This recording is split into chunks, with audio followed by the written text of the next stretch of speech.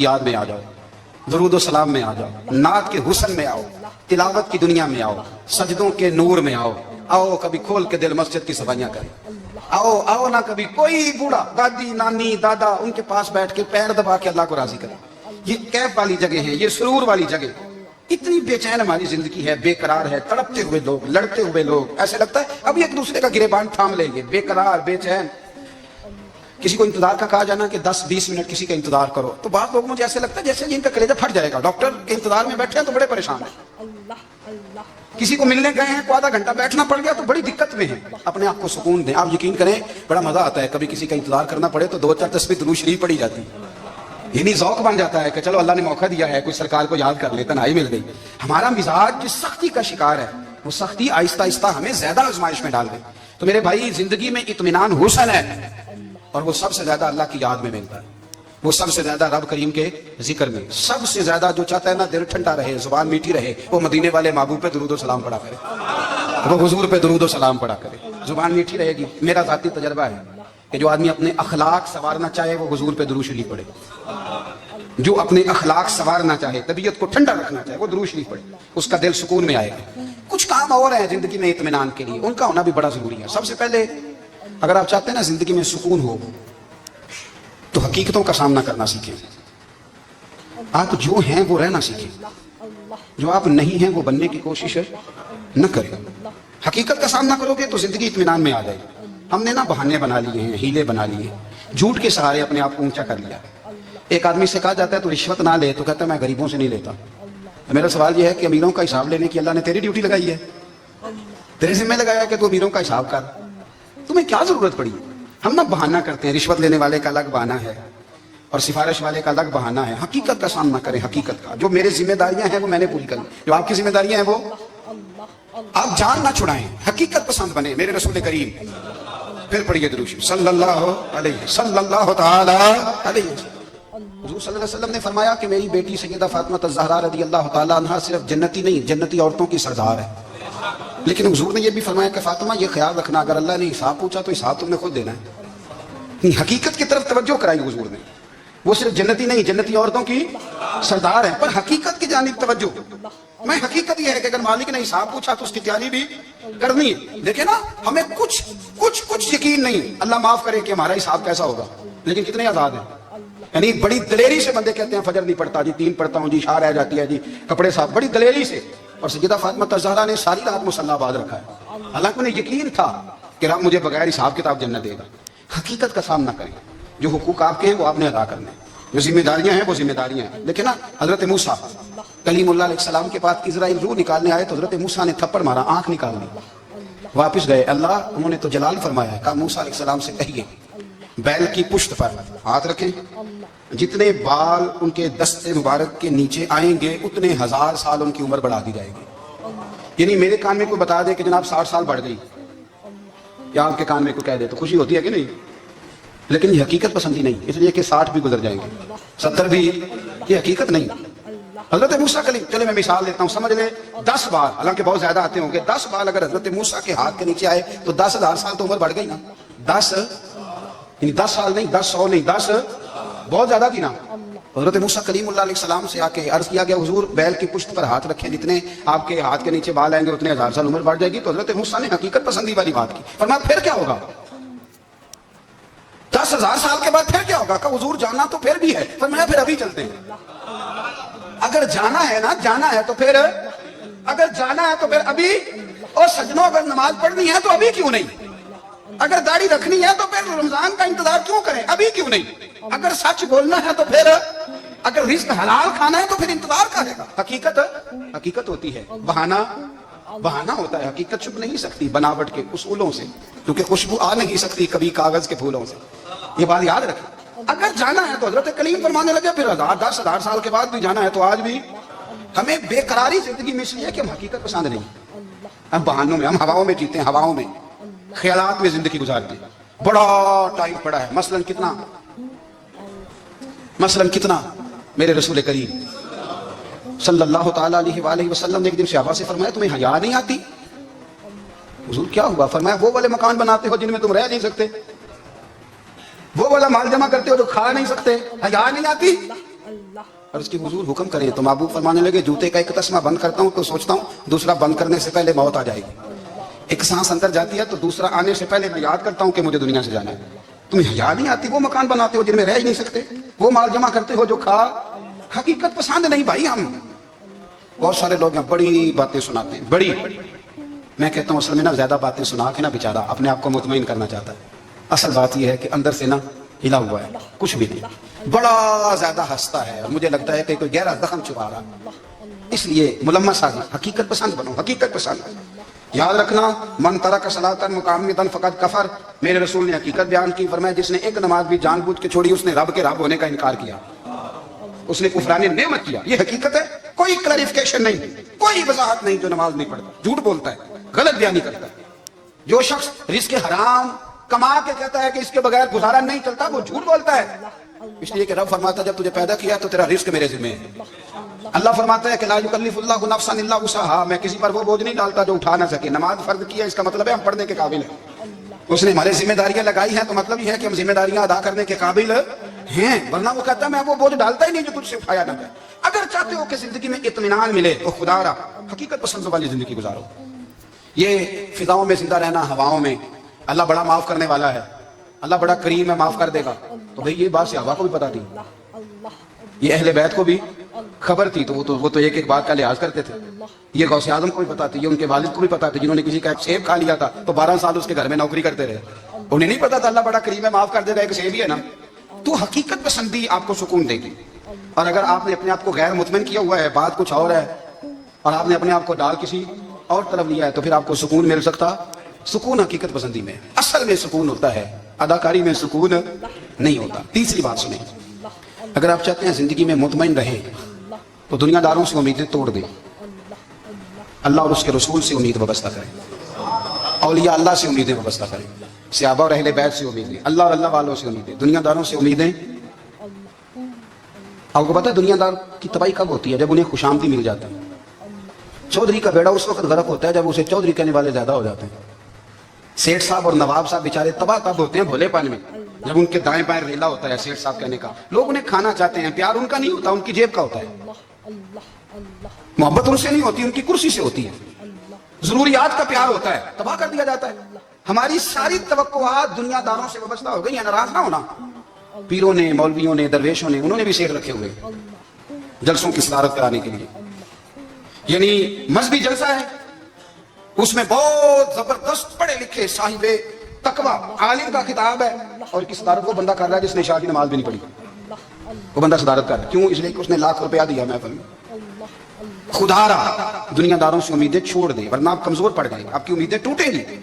कितना कमजोर है वो शख्स जो 2-4 हजार के लिए किसी बंदे की चापलूसी करता है, उसके पीछे भागता है, खुशामदे करता है, थोड़े से नोटों के लिए।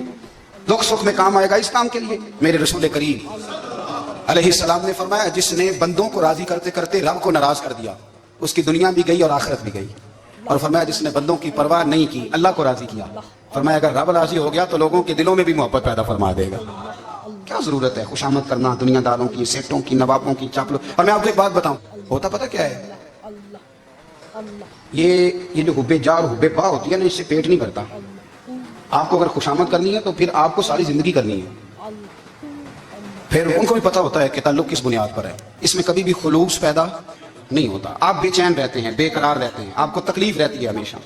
कभी भी दुनियादारों से उम्मीदें वाबस्ता ना करें। एक बात सुने बड़ी शानदार, इमाम गजाली ने लिखी है। इमाम गजाली फरमाते हैं कि हारून रशीद ना हज करके वापस आया बगदाद में, तो कोने में हजरत बहलोल दाना बैठे थे। रश बहुत था, मजमा बड़ा था। हजरत बहलोल दाना भी सड़क के किनारे बैठे थे। तो सिपाही कहने लगे यहाँ से उठ जाओ। फरमाने लगे हारून रशीद की जमीन नहीं, जमीन मेरे रब की है, मैं क्यों उठूं? वो करीब से गुजरा तो सलाम ली, तो आपने उसका प्रोटोकॉल देखा तो फरमाने लगे हारून रशीद तुझसे तगड़े तगड़े मोटे मोटे प्रोटोकॉल मैंने लोगों के देखे, और ये जो तेरे दाएं बाएं आज तेरे नारे लगा रहे हैं, ये पहले उन लोगों के नारे लगाया करते हैं। और थोड़ा वक्त गुजरने दे, जो तेरे बाद आएगा ना, ये सारे फिर उनके नारे भी लगाएंगे। तू झूठ की दुनिया में जिंदा है, इनसे तूने उम्मीदें वाबस्ता की हैं, ये कल उसके नारे लगाएंगे। उसके दिल पे बड़ा असर हुआ, घोड़े से उतर आया, आगे कहने लगा हुजूर आपने मुझे बड़ी अच्छी नसीहत की है, मेरा दिल बड़ा ठंडा हुआ है। मैंने सुना है आप मकरूज हैं, कुछ लोगों का कर्ज, तो मुझे कोई हुक्म ही कर दें। आप हंसने लगे, फरमाने लगे यार तू तो बड़ा ही बेवकूफ है, बड़ा ही बेवकूफ है तू, मैं तुझे नसीहत कर रहा हूं, तू मुझे उलझा रहा है। हुजूर कोई हुक्म कर दें کیا خوبصورت انداز ہے رب کریم کے بندوں کا. حضرت بہلول دانا فرمانے لگے تیرا رب کون ہے؟ کہا اللہ. تو فرمایا میرا کون ہے؟ کہا اللہ. فرمانے لگے یہ تو نہیں نہ ہو سکتا کہ اللہ ہارون رشید کو دیتا رہے اور بہلول دانا کو بھول ہی جائے. یہ تو نہیں نہ ہو سکتا کہ ہارون رشید کو دیتا رہے اور بہلول دانا کو بھول جائے. فرمایا اس کا دل، اس کا ارادہ ہوا، ارادہ قدرت ہوا کہ بہلول مقروض رہنا چاہیے، تو اگر رب مجھے رکھنا چاہتا ہے دکھ قبول محمد بخشا راضی رہن پیارے، اگر وہ چاہتا ہے میں مقروض رہوں تو میں بھی چاہتا ہوں کہ میں مقروض ہی رہوں. یہ تو نہیں نہ ہو سکتا کہ تجھے دے اور مجھے نہ دے. فرمایا میری تجھ سے کوئی امید نہیں، مجھے جب بھی دے گا میرا رب بھی دے گا، اور وہ دے گا تو پھر انشاءاللہ خزانے کھول کے دے گا. دنیا داروں سے امیدیں وابستہ کرنا، لوگوں کے پیچھے یہ چھوڑ دیں. آپ بے چین رہیں گے، بے قرار رہیں گے. اللہ والوں سے ضرور امیدیں وابستہ کریں، اس لیے کہ ان کے پاس جو کچھ ہوتا ہے وہ دراصل رب کا ہی ہوتا ہے. لیکن سیٹھوں سے، نوابوں سے، سیاستدانوں سے باز آ جائے. ہماری بڑی امیدیں وابستہ ہیں. میں اکثر کہتا ہوں جتنے پھیرے نوکری کے لیے دنیا دار کے دروازے پہ لگائے ہیں نا، اس سے کم دفعہ مسجد میں نفل پڑے ہوتے تو رب اتنی بڑی مہربانی فرما دیتا. تیسری بات یہ یاد رکھیں، اگر سکون لینا چاہتے ہیں نا، اگر سکون لینا چاہتے ہو نا تو لوگوں کو ڈسکس کرنا بند کر دو. کس کو اللہ نے کتنے پیسے دیے ہیں وہ جانے اور اللہ جانے. کس کو اللہ نے کتنی گاڑیاں دی ہیں وہ جانے، اور لوگوں کو ڈسکس کرنا. جی یعنی میں ایک جگہ بیٹھا تھا تو ایک صاحب گاڑی والا گزرا، گاڑی میں بیٹھ کے اس کا پڑوسی تھا، کہتے تھا منہ ہے کار والا. میں کہا تے ہے تاں ہی بیٹھا ہے. تے ہن میں کہ سمجھانا دینا انہوں، میں کہ توں تے میں صاحب لائیے ساڈے کول کوئی نہیں، او تے ہے لیکن نا اللہ نے اسے دی ہے نا، تو اللہ نے چاہا نا وہ کار میں بیٹھے. تو جس نے پھٹے پہ بیٹھ کے یہ تبصرہ کیا کہ منہ ہے کار والا، میں کہ ابھی وہ تے ہے تاں کار ہے. اب مجھے تجھے اندازہ لگانا چاہیے کہ ہم کیا یہ بحث ہے. یعنی اللہ کو چاہیے تھا معاذ اللہ کے پہلے تم سے پوچھتا کہ اسے کار دینی ہے کہ نہیں. کیا مطلب فضول بحث ہے. وہ چیز ہمیں اتنا تنگ کرتی ہے، اتنی تکلیف دیتی ہے کہ آپ یقین کریں سارا دن اسی کو ڈسکس کرتے ہیں. سارا دن اس کے پاس گاڑی ہے، اس کے پاس کار ہے، فلانے کا پیسہ 1 نمبر ہے، فلانے کا 2 نمبر ہے، فلانے کا 6 نمبر. اصل بات کے اندر حسد ہے، اس کو نکالو. ایک بات کہنے لگا، اسے یاد رکھنا. میرے اعلیٰ حضرت رحمۃ اللہ علیہ فرمایا کرتے، حسد کرنے والا بندوں پر اعتراض نہیں کرتا، اللہ پر اعتراض کرتا. وہ کہتا ہے اللہ اسے کیوں دیا ہے، اتنا کیوں دیا ہے، معاذ اللہ اللہ کی تقسیم پر اعتراض کرتا. حسد کرتے ہو بے چین رہو گے. حسد آپ کے دل کو تڑپا کے رکھ دے گا. چھوڑے، اللہ بڑا کریم ہے، جس کو جہاں چاہتا ہے وہاں بٹھا لیتا ہے. آپ قطعاً اس فیصلے میں نہ پڑے کہ اللہ نے کس کو کتنا دیا ہے، کب دیا ہے، کیوں دیا ہے. وہ بڑا بے نیاز ہے. حسد آپ کو تباہ کرے گا. دنیا میں پہلا گناہ جو ہوا تھا وہ حسد تھا. ابلیس نے حضرت آدم سے حسد کیا، کہنے لگا میں بہتر ہوں، سرداری اس کو مل رہی ہے. یہ تو اللہ کو پتہ ہے نا کس کو دینی ہے. اور دنیا میں پہلا قتل حسد کی وجہ سے ہوا. حابیل قابیل کے درمیان حسد کا معاملہ تھا. خاتون کا نکاح اس سے کیوں ہو رہا ہے، مجھ سے ہونا چاہیے. حسد تباہی کرتا. آپ یقین کریں یعنی دکاندار کے سامنے دوسری دکان پڑتی ہے پریشان ہو جاتا ہے. وہ کہتا ہے میرا کیا بنے گا، لا حول ولا قوت الا باللہ العلی العظیم. یعنی تیرا کیا خیال ہے کہ تیرے حصے کی روٹی وہ کھا جائے گا. اتنا چھوٹا دل. نہیں تیرا موقع یہ ہے کہ تیرے حصے کا نصیب اس تک چلا جائے گا. یہ تیری خواہش ہے ایک دوسرے کی کمزوریاں بیان کرنا. اس کا تو مال ہی ناقص ہے، اس کے تو پاس ہی کچھ نہیں. یہ تو کمزور لوگوں کا طریقہ ہے. میرے رسول کریم علیہ السلام گزر رہے تھے، پت جھڑ کا موسم تھا، خزاں کا موسم تھا، درختوں کے پتے جھڑ رہے تھے. صحابہ کو ساتھ لے کے حضور گزرے اور ایک درخت کی ٹہنی کو پکڑ کے حضور نے ہلایا. صحابہ فرماتے ہیں کہ چھم چھم اس کے پتے گرے، زمین پر ڈھیر لگ گیا. حضور نے فرمایا دیکھا تم نے کیا ہوا؟ حضور ہاں. فرمایا کتنی تیزی سے پتے جھڑے ہیں، صرف تنا رہ گیا ہے اور خالی ٹہنیاں رہ گئی ہیں، کوئی غصن بچا ہے؟ حضور نہیں. نبی کریم فرمانے لگے جو حسد کرتا ہے نا اس کی نیکیاں بھی اسی طرح جھڑ جاتی ہیں، اسی طرح. اور ایک جگہ حضور فرمانے لگے جس طرح راکھ لکڑی کو آگ کھا جاتی ہے، جس طرح لکڑی کو آگ، جب آگ کھا جائے تو پھر لکڑی کو لکڑی نہیں کہا جاتا، راکھ کہا جاتا ہے، کوئلہ کہا جاتا ہے. اس کی اصل باقی یعنی اسے کھا ہی جاتی ہے. تو حضور علیہ السلام فرمانے لگے جس طرح آگ لکڑی کو کھا جاتی ہے، پر میں اسی طرح حسد نیکیوں کو کھا جاتا ہے. نیکیاں رہتی نہیں. حسد کرنے والے کے پاس نیکیاں یعنی ان کی اصل شکل موجود، کبھی بھی حسد نہیں کریں. اللہ کی تقسیم ہے، جس کو چاہے جب چاہے جتنا چاہے عطا کرے. اور چوتھی بات میرے بھائی، کبھی بھی بغض نہ پیدا کریں. بغض والے لوگ بے سکون رہتے ہیں. بہت ساری کمزوریاں ہمارے اندر ہوتی ہیں نا، پھر اللہ ہماری روزی تو نہیں نہ بند فرماتا. یہ تو نہیں کہتا کہ زمین سے نکل جاؤ. اگر یہی والا معاملہ ہو جو ہمارا ہے کہ وہ شادی پہ اس نے میرے ساتھ بڑا سلوک کیا تھا، اب ساری زندگی بغض رکھنا ہے. اگر یہی معاملہ فرشتے اللہ کی بارگاہ میں کہیں کہ یا اللہ اس نے فلانے دن شراب پی تھی، اب اس کو زمین میں نہیں رہنے دینا، نظام زندگی چلے گا. تو اگر اللہ ہمیں معاف کرتا ہے تو ہم بندوں کو معاف کیوں نہیں کرتے؟ آپ یقین کریں اتنی لمبی عداوتیں، اتنا لمبا حسد، اتنا لمبا بغض، اتنا لمبا. حدیث میں نے پڑھی، میں حیران رہ گیا. میرے نبی کریم علیہ السلام نے فرمایا اپنی بیوی سے کبھی بغض نہ رکھنا.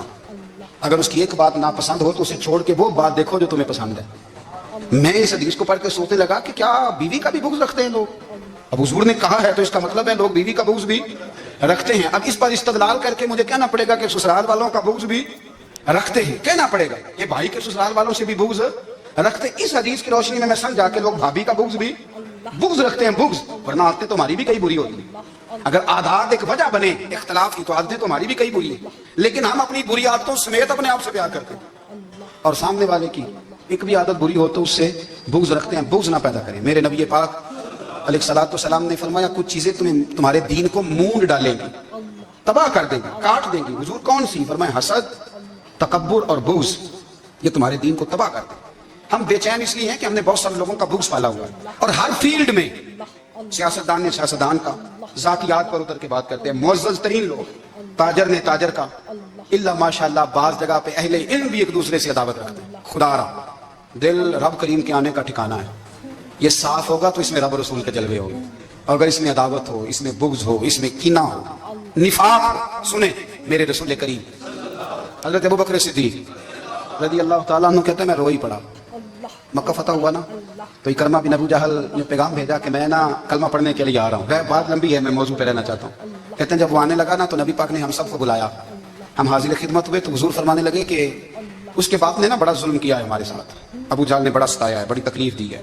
आप मुझे बतलाएं कि वो एक दफा किसी शादी पे बहस होती है बीवी के भाई के साथ, फिर सारी जिंदगी उस बेचारे को माफी, वो 10 दफा घर आता है माफी मांगने पर सवाल ही नहीं पैदा होता। मैं ओ मुझे कह दिया, यानी फिर मैं मुझे कह दिया आपने और मेरी शान में बेअदबी और फिर मैं माफ कर दूं, तौबा तौबा तौबा, ये कैसे हो सकता है? मेरी नाक नीची हो जाएगी और आपने मुझे कह दिया, सवाल ही नहीं पैदा होता। और ये रोना मैं अक्सर होता हूँ कि शादी वाले दिन दामाद साहब के ज्यादा दिमाग खराब होता है। जब छोटी साली की शादी होती है ना उस दिन इसको बुखार चढ़ता है, कोई इसको कान में कहता है तेरी इज्जत नहीं कर दे, उस दिन इसका दिमाग खराब हो जाता है, बच्चे उठा के निकल आता है, वो बेचारा ससुर मिन्नत कर रहा होता है कि तेरी मेहरबानी आ जा, ये इज्जत करा रहा है। तो मैंने कहा एहतजाज करके जो इज्जत कराई जाती है वो इज्जत नहीं होती। हाँ यहाँ मांग के इज्जत देते हैं लोग, एहतजाज की कोई इज्जत है? आपके अंदर कमालात इतने हो कि आपकी इज्जत करने को दिल चाहे, यानी मजा आए, यानी लुत्फ आए, यानी आप दूर बैठे हो तो किसी का दिल करे आपको स्टेज पे बुलाने के लिए। ये क्या बात हुई कि छाए जाना और भाग के आगे जाना? इनसे निकले। इकरमा बिन अबू जहल कलमा पढ़ने के इरादे से आ रहे हैं, हुजूर अलैहिस्सलाम ने सहाबा को बुलाया। कितनी ज्यादा दावत रखी जा सकती थी माज़अल्लाह, कब से वो चला था जुल्म करना, और उसके बाद उसका बेटा शुरू हो गया। कितनी बातें थी जो ना काबिले माफी थी, पर करीम रसूल ने हमें बतलाया है कि सुकून वाली जिंदगी कहते किसको है। जब सब लोग जमा हो गए तो हुजूर ने फरमाया भाई वो कलमा पढ़ने आ रहा है, उसके बाप ने जुल्म बड़े किए हैं, पर मेरी नसीहत है कि उसके सामने उसके बाप को बुरा ना कहे, खबरदार कोई उसके सामने कोई बात ना करे। अब वो कलमा पढ़ने आ रहा है, मुती होके आ रहा है, बांध के आ रहा है। कहते हैं अल्लाह के रसूल ने ना काफी देर तक खुतबा दिया, ब्रीफिंग दी, बात समझाई। जनाब सिद्दीक अकबर कहते हैं मैं रो पड़ा। एक साहबी मुझे कहने लगे तुम्हें क्या हुआ? तो मैंने कहा मैं मुस्तफा की रहमत पे रो रहा हूँ। देखो किन के लिए हुजूर ग्राउंड बना रहे हैं, देखो किन के लिए हुजूर तैयारी कर रहे हैं, जिन्होंने सारी जिंदगी दुश्मनी की। खुदा ये अंदर से अदावतें निकाल फेंको। ओ भाई इतना तो लंबा टाइम ही कोई नहीं, इतना तो वक्त ही कोई नहीं, इसको साफ रखो। बंदा कोई कर भी गया तो कोई हर्ज नहीं। चंगी मंदी सजना खोलो 100 वारी हो जाती, यार यारां दा गिला नहीं करते। असल प्रीत यार यारां दा जेड़ा गिला करदा ते यार नहीं जी हुंदा। हाँ पक्की बात, पक्की पीढ़ी। मेरा एक संगी मुझे आके आने लगा फलानी जगह बंदा ये बात कर रहा था। मैं क्या तू उठी से सुनता सा, तुम ही नाल ही से, मेरा तो सज्जन बात सुन ही नहीं सकता। चंगी मंदी सजना कोलो 100 वारी हो जाती, यार यारां दा गिला नहीं करते। असल प्रीत जिन्हां दी। हाँ जो बंदे फिर होते इस तरह के, उनके लिए भी मियां साहब ने कहा है, उनके लिए भी मियां साहब ने कहा है, उनके लिए भी आपने बात इरशाद फरमाई है। आपने फरमाया चंगा होया लड़ नेड़े छुटा, किते उम्र नहीं लंगी सारी, बेकदरां दी यारी कोलों तौबा लख लख बारी। और चंगा होया लड़ नेड़े छुटा, किते उम्र नहीं लंगी सारी। जो इस तरह का था ना शिकवे करने वाला, बुग़्ज़ रखने वाला, फरमाया बेकदरां दी यारी कोलों तौबा, यानी लाख ते लाख किने हो गए, 2 लाख वाली तौबा की थी उन्होंने, गिनी नहीं जा सकती जितनी मियां साहब ने तौबा कर दी। बेकदरे दोस्त बेकदरां दी यारी कोलों तौबा लख लख वारी, चंगा होया लड़ नेड़े छुटा, किते उम्र नहीं लंगी सारी। तो मेहरबानी करें, एक तो अगर आप मुतमईन रहना चाहते हैं तो कभी कभी ना मस्त होकर जिक्र इलाही करें। मस्त हो, वो वाला जिक्र नहीं जिसमें आप मोबाइल भी देख रहे हैं और कालियां भी। मेरे सामने को बंदा जुमे वाले दिन या तकरीर के दरमियान तस्वीर लेके बैठ जाए तो मैं उससे पूछता हूँ तो 2 काम एक टाइम जिक्र में करना है। मेरी भी बात सुन रहे हो, तस्वीर पढ़ी तो उनकी भी नहीं। तस्वीर तो तस्वीर है, जब वो होगी तो फिर कोई और काम सवाल ही नहीं पैदा। एक तो जिक्र करें महव हो, दूसरी बात हकीकत का सामना करें। आप अगर मुतमईन रहना चाहते हैं तो हकीकत पसंद बने। तीसरी बात हसद छोड़ दें, दूसरों को डिस्कस करना چھوڑ دیں. آپ یہ دیکھیں کہ اللہ نے مجھے کیا کچھ دیا, اس پہ راضی رہیں. اور چوتھی بات, عداوت چھوڑ دیں, سینے میں کینہ چھوڑ دیں. آپ کی زندگی مطمئن ہو جائے گی, آپ خوشحال رہیں گے. وہ جو آپ لفظ کہتے ہیں نا کہ میں بور ہوں, میں پریشان ہوں, اس سے آپ نکل آئیں گے.